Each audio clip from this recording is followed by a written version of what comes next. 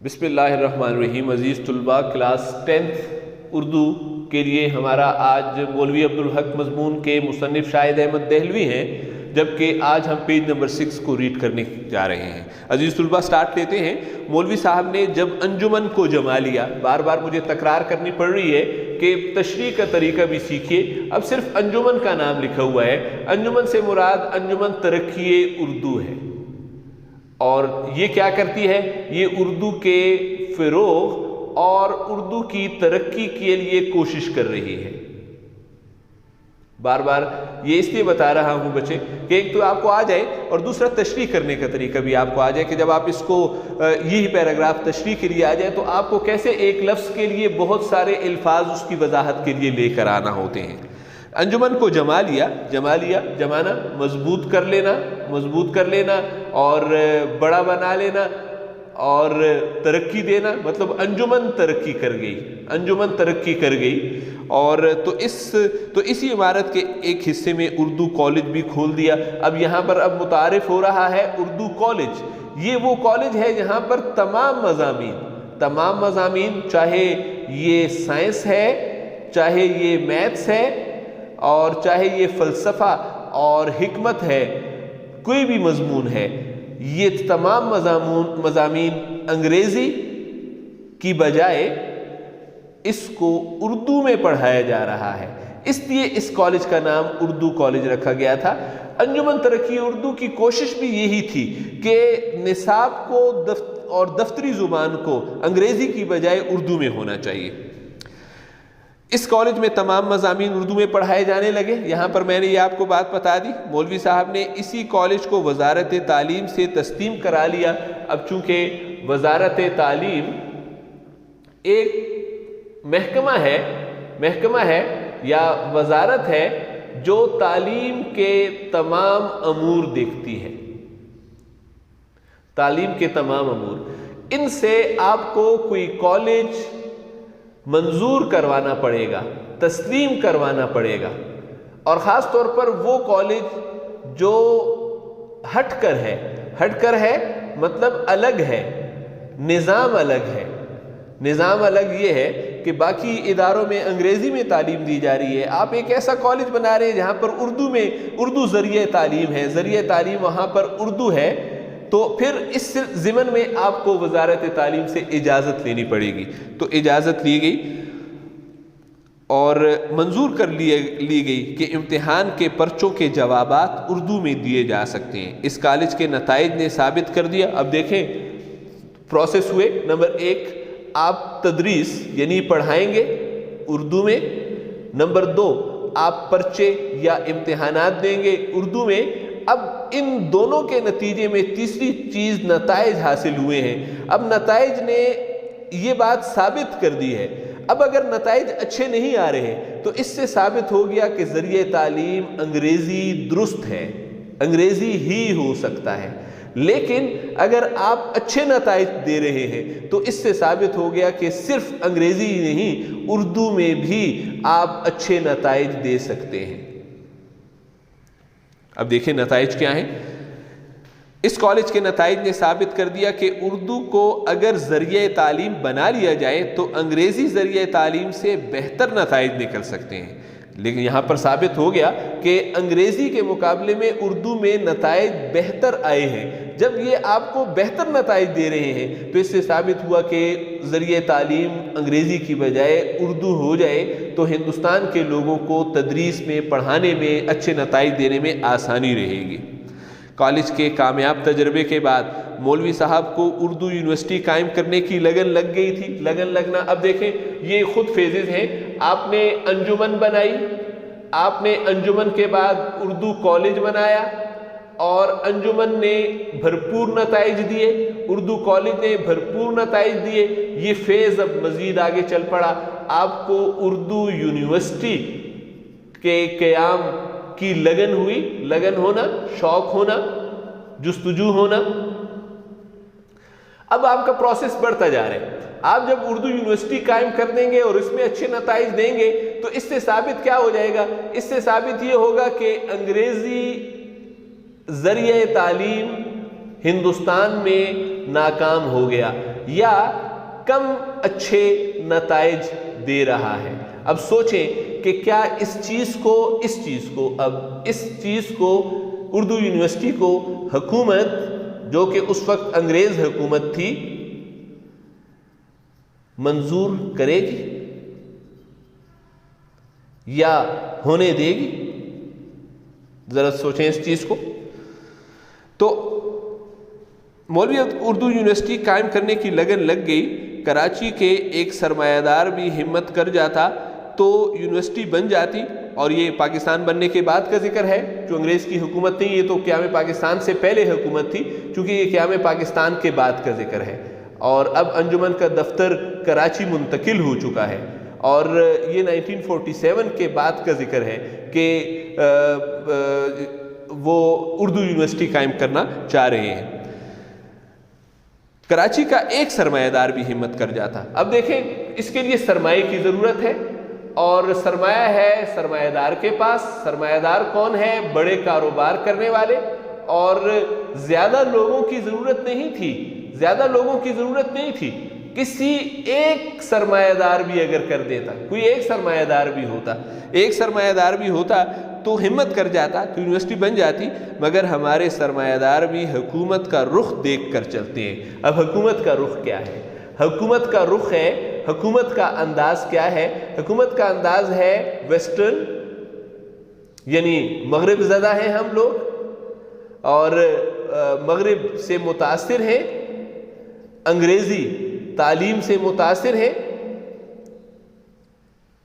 اب حکومت انگریزی تعلیم سے متاثر ہے، سرمایہ دار اب حکومت کے رخ کے خلاف نہیں چل سکتا، حکومت کا رخ دیکھ کر چلتے ہیں۔ حکومت کا رخ انگریزی تعلیم کی طرف ہے، اب سرمایہ دار پیسہ تو لگا دے اردو تعلیم کے لیے، لیکن حکومت اس کے خلاف ہے۔ جس چیز کے حکومت خلاف ہو، سرمایہ دار اس کے لیے کوشش نہیں کر سکتا، لہٰذا حکومت اس تبدیلی کے خلاف تھی، لہٰذا مولوی صاحب کی یہ آرزو پوری نہ ہو سکی۔ یہاں پر آپ کا شارٹ کوسچن بنتا ہے، اور وہ شارٹ کوسچن یہ ہے کہ اردو یونیورسٹی کا قیام کیوں نہ ہو سکا؟ تو یہ میں نے ابھی آپ کو وضاحت کر دی ہے کہ حکومت اس کے خلاف تھی، اس وجہ سے وہ نہیں ہو سکا، اور کاروباری حضرات اور سرمایہ دار لوگ حکومت کا رخ دیکھ کر کسی بزنس میں پیسہ انویسٹ کرتے ہیں۔ مولوی صاحب بہت باقاعدہ عادتوں کے مالک تھے۔ یاد رکھیے کہ کوئی بھی کام شروع کرے اس کو باقاعدگی سے شروع کرے۔ باقاعدگی کا مطلب ہے ریگولر بیسس پر، مستقل بنیادوں پر۔ تو مولوی عبدالحق کی عادتیں باقاعدہ تھی۔ طالب علم کو، اسٹوڈنٹ کو میں یہ زیادہ تر یہ بات بتاتا ہوں کہ آپ نے اسٹڈی کرنی ہوتی ہے، آپ نے ریڈنگ کرنی ہوتی ہے، آپ نے ریڈنگ ہیبٹس ڈیولپ کرنی ہوتی ہیں اپنے اندر۔ اگر آپ میں باقاعدگی نہیں ہے تو آپ اچھے نتائج حاصل نہیں کر سکتے ہیں۔ باقاعدہ عادتوں کے مالک تھے۔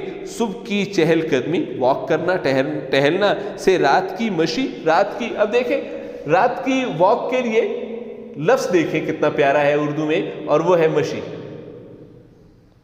مطلب رات کو اگر واک کی جائے گی، رات کو گھوما جائے گا، رات کو چہل قدمی کی جائے گی، تو اس کے لیے لفظ مشی آیا ہوا ہے۔ رات کی مشی، چہل قدمی تک ان کا روزانہ ایک ہی سا پروگرام ہوتا تھا۔ ایک ہی سا پروگرام کا مطلب یہ ہے ریگولر بیسس پر۔ کبھی ایسا نہیں کیا کہ اس کی باقاعدگی میں فرق پڑ جائے، کبھی بھی ایسا نہیں کیا کہ اس کی ریگولیرٹی میں فرق پڑ جائے۔ باقاعدہ کرتے تھے، اور راتوں کو جاگتے نہیں تھے۔ اکثر آپ نے دیکھا آج جدید نسل کا المیہ یہ ہے کہ وہ دن کی روشنی کو استعمال نہیں کرتے، رات میں زیادہ تر موبائل، کمپیوٹر اور چیٹس میں مصروف ہونے کی وجہ سے دن جو کہ کام کے لیے پیدا ہوا ہے اس کو سفر کرتے ہیں۔ دن 10 بجے، 11 بجے، اور خاص طور پر آج کل کے جیسے حالات بنے ہوئے ہیں تو اس میں راتوں کو جاگنا اور راتوں کو جاگتے رہنا اور دن کو سونا، یہ معمول ہرگز نیچر کے مطابق نہیں ہے۔ نیچر اس کو ایکسیپٹ نہیں کرتی ہے، یہ نیچر کے خلاف ہے۔ اور یہاں پر ہمارے پاس 10th کی کتاب میں ایک بہت بڑی شخصیت مولوی عبدالحق کی زندگی کے بارے میں شاید احمد دہلوی نے ہمیں بتا دیا کہ ان کے معمولات باقاعدہ تھے، اور وہ کبھی بھی راتوں کو جاگا نہیں کرتے تھے اور نیند پوری لیتے تھے۔ دیکھیں آپ خود نتائج بتا رہے ہیں کہ بڑے ٹاسک والے لوگ کیا کرتے ہیں، وہ راتوں کو آرام کرتے ہیں اور دن میں مکمل طور پر کام کرتے ہیں، اس طرح وہ بڑے ٹاسک اچیو کر سکتے ہیں۔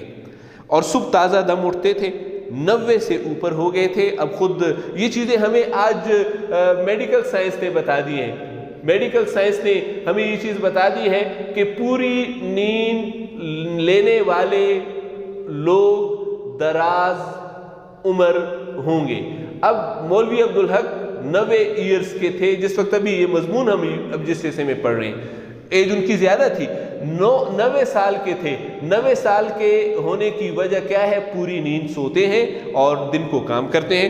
90 سال ان کی عمر تھی اور اوپر ہو گئے تھے، مگر صحت اچھی تھی۔ یہ 90 سال سے زیادہ عمر میں بھی صحت اچھی تھی، یعنی تندرست تھے، صحت اچھی تھی۔ ہمارا اندازہ تھا کہ 100 پار کر جائیں گے، 100 سے زیادہ یہ اندازہ تھا مولوی شاہد احمد دہلوی کا کہ 100 پار کر جائیں گے، مگر ابھی 100 میں 5-6 سال باقی تھے کہ بیمار رہنے لگے، یعنی 94 ایئرز میں بیمار ہو گئے، بیمار رہنے لگے۔ مرض تشخیص نہیں ہوتا تھا، اندازہ نہیں ہو سکا، ڈائگنوز نہیں ہو سکا، معلوم نہیں ہو سکا کہ کون سا مرض ہے۔ خیال تھا، لوگ سوچتے تھے کہ ہاضمے کی شکایت ہوگی، شاید ان کو معدے کا مسئلہ ہے، ہاضمے کی شکایت ہے۔ لیکن جو کراچی میں عام ہے، اور کراچی میں یہ بیماری پولوٹڈ پانی کی وجہ سے، چونکہ وہاں پر پانی صحت مند نہیں ہے، پانی اچھا نہیں ہے، تو اکثر لوگوں کو ہاضمے کی شکایت ہوتی ہے۔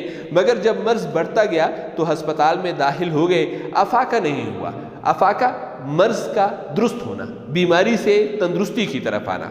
صدر ایوب جو اس وقت فیلڈ مارشل تھے اور پاکستان کے صدر تھے، صدر ایوب خان، تو ان کو مولوی صاحب کی یعنی مولوی عبدالحق کی علالت کا، بیماری کی اطلاع ہوئی، تو انہوں نے پنڈی بلوا کر سب سے بڑے ہسپتال میں داخل کروا دیا۔ یقیناً یہ سب سے بڑا ہسپتال شاید آرمی کا ہوگا، فوج کا ہسپتال ہوگا۔ وہاں مولوی صاحب کا مرض کینسر تشخیص ہوا، وہاں پر ڈائگنوز ہوا، اندازہ ہوا کہ کینسر کا مرض ہے۔ اس سے ثابت ہوا، MCQ بھی آپ نوٹ کریں کہ ان کا کون سا مرض تشخیص ہوا، تو یہ مرض تھا کینسر کا مرض ان کو تشخیص ہوا تھا۔ لا علاج مرض کا علاج ہی کیا، چونکہ یہ لا علاج مرض ہے، اس کا کوئی علاج نہیں ہے، اور ابھی تک بڑی سائنس اس پر محنت کر رہی ہے، ریسرچ کر رہی ہے، اور ابھی تک اس کا درست علاج نہیں آ سکا۔ جب زندگی سے مایوسی ہو گئی تو مولوی صاحب کو کراچی، چونکہ وہ کراچی کے ہی رہنے والے تھے، علاج کے لیے پنڈی لائے گئے تھے۔ کراچی کے نیول ہسپتال بھی فورسز کا ہی ہسپتال ہے، فورسز کا ہسپتال ہے، جیسے کہ آپ کو فورسز میں پتہ ہے کہ اس میں ایک آرمی ہے، نمبر 2 ایئر فورس ہے، اور نمبر 3 اس میں نیوی ہے۔ تو نیوی کا ایک ہسپتال جو ہے وہ نیول ہسپتال کہلاتا ہے۔ تو نیول ہسپتال، چونکہ کراچی میں آپ دیکھ سکتے ہیں کہ کراچی میں سمندر ہے، تو سمندر میں ہمارا جو نیول فورس تمام ہے وہ کراچی میں پائی جاتی ہے، سمندر میں ہونے کی وجہ سے۔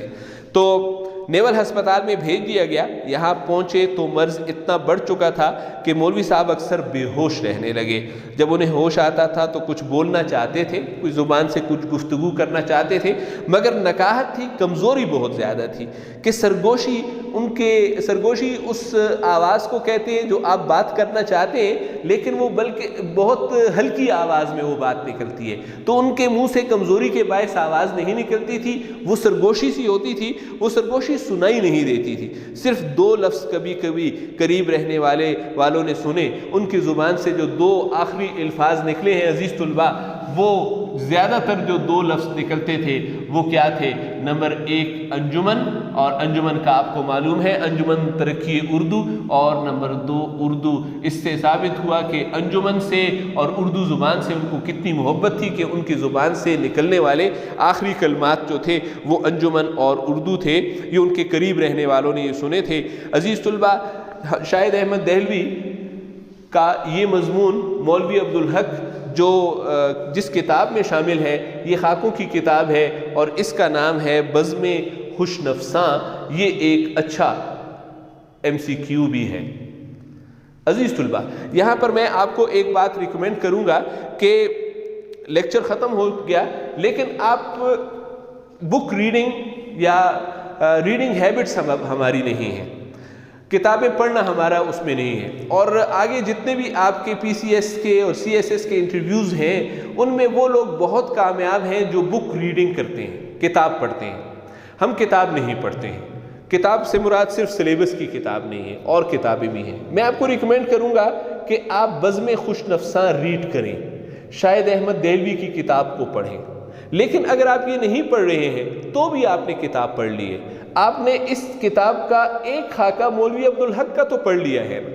آپ کل کسی انٹرویو میں جب جائیں تو اپنی گفتگو میں، اپنی بات چیت میں یہ بیان کر سکتے ہیں کہ میں نے ایک دفعہ ایک کتاب ریڈ کی تھی، کتاب کا نام بزم خوش نفساں ہے۔ آپ نے یقیناً کتاب ریڈ نہیں کیا، آپ نے نصاب ریڈ کیا ہے، نصاب میں لیکن ایک مضمون تو اسی کتاب سے اٹھایا گیا ہے۔ اس میں میں نے مولوی عبدالحق صاحب کے بارے میں ریڈ کیا ہے۔ تو آپ سے کوئی کوسچن پوچھ سکتا ہے کہ مولوی عبدالحق صاحب کے بارے میں آپ کیا جانتے ہیں یا کیا بتایا گیا تھا؟ تو دیکھیں آج ہی کے لیکچر میں انجمن ترقی اردو کے بارے میں ہم نے کتنی بات کی ہے کہ مولوی عبدالحق صاحب کو بابا اردو کہا جاتا تھا، کیوں، یا اردو کے قائد اعظم کہا جاتا تھا، کس وجہ سے؟ اس وجہ سے کہ وہ اردو کے لیے کوششیں کرتے تھے۔ یہ میں نے شاہد احمد دہلوی کی کتاب میں یہ چیز پڑھی ہے۔ پھر آج کی یہ بات کہ مولوی عبدالحق صاحب کے بارے میں جو انہوں نے آج ہمیں بتایا کہ وہ پوری نیند لیتے تھے، باقاعدہ عادتیں تھیں ان کی، اور وہ صحت بہت اچھی تھی، 90 کی عمر میں بھی ان کی صحت بڑی اچھی تھی۔ تو عزیز طلباء، یہ چیز آپ کو انٹرویوز میں اور فیڈرل کے انٹرویوز میں، CSS کے انٹرویوز میں بڑی، اور خاص طور پر آرمی جانے والے جو بوائز اینڈ گرلز ہیں ان کے لیے یہ چیزیں بہت مفید ہیں کہ آپ کے سامنے بیٹھے ہوئے لوگ اس چیز سے متاثر ہوتے ہیں کہ آپ ان کو کسی کتاب کا حوالہ دیں۔ اس چیز نے آج آپ کو یہ بتا دیا کہ ایک آپ سے مصنف شاہد احمد دہلوی کے بارے میں پتہ چل گیا، آپ کو ان کی ایک کتاب بزم خوش نفساں کا نام آ گیا، اس کتاب کا ایک مضمون بھی آپ کسی کو بتا دیں تو یہ ثابت کرے گا کہ آپ نے پوری کتاب کا مطالعہ کیا ہے۔ عزیز طلباء، ایکسرسائز کے صرف ایک کوسچن کے ساتھ انشاءاللہ نیکسٹ لیکچر میں آپ کے سامنے حاضر ہوں گے۔ والسلام، شکریہ، خدا حافظ۔